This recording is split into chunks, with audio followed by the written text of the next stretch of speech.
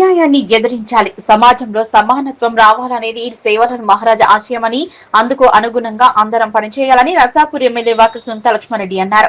మెదక్ జిల్లాలోని మండల కేంద్రమైన కొల్చార మండల పరిషత్ కార్యాలయం ఆవరణలో వసరం తండా సర్పంచ్ మాలావత్ వినోద్ నాయక్ అధ్యక్షతన ఆదివారం సేవలను మహారాజ్ జయంతిని పురస్కరించుకుని కేక్ కట్ చేశారు.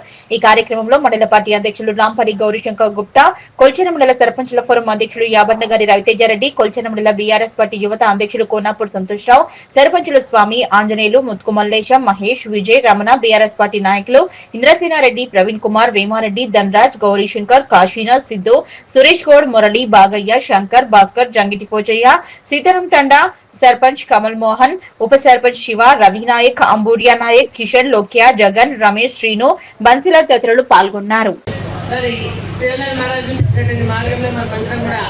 నడవాలి. మరి అదేవిధంగా ఆత్మాభిమానం అంటే స్వభాభిమానం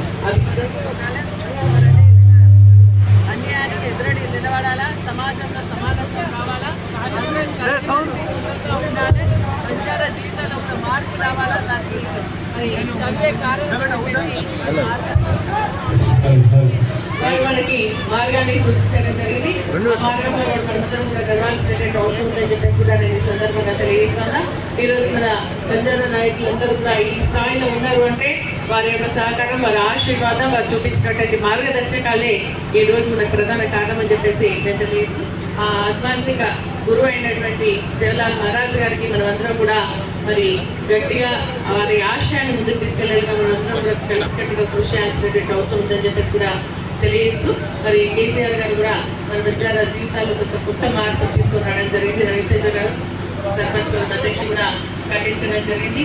అదేవిధంగా మనకి రిజర్వేషన్స్ కల్పించడం జరిగింది. ఇంటింటికి నల్లా కనెక్షన్ ఇవ్వడం జరిగింది. వారి ముఖ్యంగా తాళాలను కూడా గ్రామ పంచాయతీలుగా తీర్చిదిద్దడం జరిగింది. మరి నీటి వ్యవస్థ కానీ అదేవిధంగా మనకి